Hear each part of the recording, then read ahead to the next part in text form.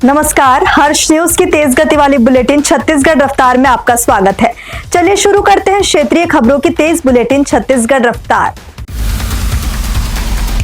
छत्तीसगढ़ में शराब घोटाले केस में शनिवार सुबह एसीबी ईओडब्ल्यू की टीमों ने सुकमा, जगदलपुर, दंतेवाड़ा, अंबिकापुर और रायपुर में एक साथ छापेमारी की। 5 जिलों के करीब 15 से ज्यादा ठिकानों पर कार्रवाई चल रही है।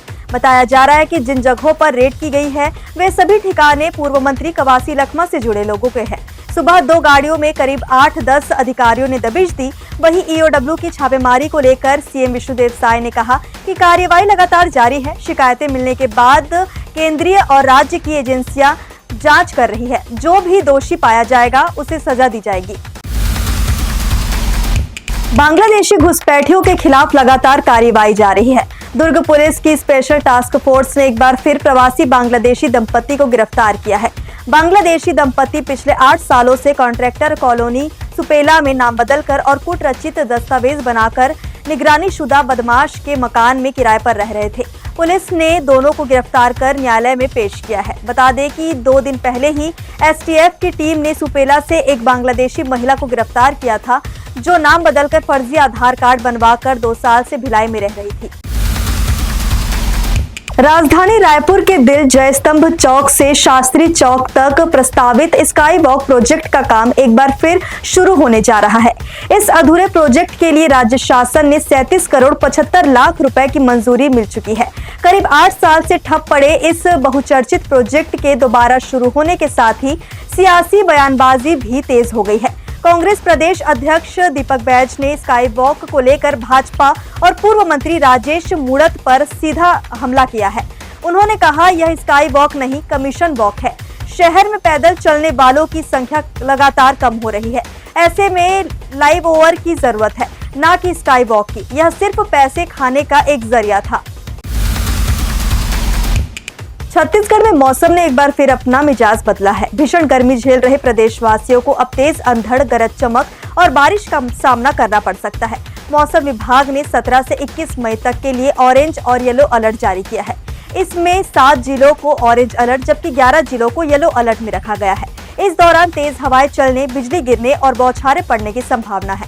खासकर मध्य और दक्षिण छत्तीसगढ़ में इसका असर ज्यादा दिखेगा।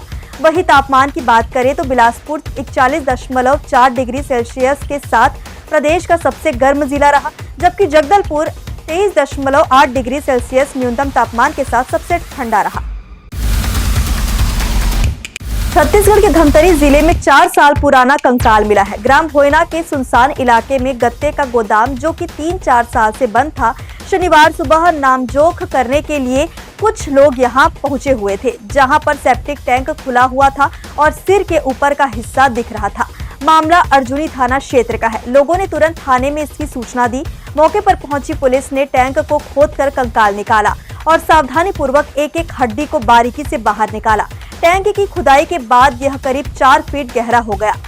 फॉरेंसिक साइंस लेबोरेटरी की टीम ने मौके पर पहुंचकर जांच शुरू कर दी है। पुलिस के मुताबिक शुरुआती जांच में अनुमान लगाया जा रहा है कि कंकाल करीब 4 साल पुराना हो सकता है। छत्तीसगढ़ की समृद्ध आदिवासी संस्कृति को समर्पित एक अनोखा तोहफा नवा रायपुर में आकार ले चुका है। राज्य का पहला ट्राइबल म्यूजियम अब पूरी तरह तैयार है, जो न सिर्फ जनजातीय समुदाय की परंपराओं को सहेजता है बल्कि उन्हें जीवंत अंदाज में पेश भी करता है। यह म्यूजियम छत्तीसगढ़ की जनजातियों के रहन सहन, पहनावे, आभूषणों और आस्था से जुड़े पहलुओं को बेहद आकर्षक और जीवंत तरीके से दर्शाता है। म्यूजियम की गलियारों में इंसानी आकार की मूर्तियां रखी गई है, जो किसी सजीव दृश्य का एहसास कराती है। ट्राइबल म्यूजियम में हर मूर्ति एक्शन में है। कोई नाचते, कोई काम करते या पारंपरिक जीवन के किसी दृश्य को निभाते हुए नजर आती है। बिलासपुर नागपुर के बीच चलने वाली वंदे भारत एक्सप्रेस ट्रेन में यात्री कम होने पर 16 कोच को घटाकर 8 कर दी गई थी, लेकिन समर सीजन में यात्रियों की संख्या बढ़ी है। ऐसे में अब फिर से 8 की जगह 16 कोच के साथ चलाई जाएगी। यह सुविधा जून से शुरू होगी। बिलासपुर से नागपुर के लिए एग्जीक्यूटिव चेयर कार का किराया 2240 रुपए है, जबकि चेयर कार का किराया 1240 रुपए तय किया गया है। दरअसल वंदे भारत एक्सप्रेस की शुरुआत छत्तीसगढ़ में 11 दिसंबर 2022 को हुई थी। इसे जानने और देखने के उद्देश्य से ही बड़ी संख्या में यात्रियों ने बिलासपुर नागपुर के बीच यात्रा की, लेकिन ट्रेन में महंगी टिकट के चलते कुछ समय बाद ही यात्रियों की संख्या कम होने लगी। इसके चलते रेलवे इसे बंद करने की तैयारी में थी। कसडोल गांव के घाटोरिया मंदिर के पास शनिवार सुबह एक दर्दनाक हादसा हुआ है।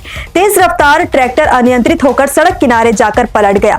हादसे में एक बच्चे की मौत हो गई, जबकि 3 लोग घायल हुए हैं। घायलों का तमनाड़ सामुदायिक स्वास्थ्य केंद्र में इलाज जारी है। लैलूंगा पुलिस से मिली जानकारी के मुताबिक घटना सुबह करीब 8 बजे की है, जब सभी लोग मिट्टी ढोने के काम में लगे हुए थे। ट्रैक्टर के पीछे कुछ लोग बैठे हुए थे।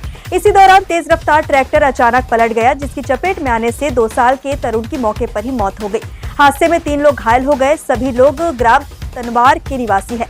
बताया जा रहा है कि हादसे के वक्त वाहन चालक नशे की हालत में था। छत्तीसगढ़ रफ्तार की आज की बुलेटिन में बस इतना ही। अपने आसपास की खबरों से जुड़े रहने के लिए हमेशा बने रहें हर्ष न्यूज के साथ। नमस्कार।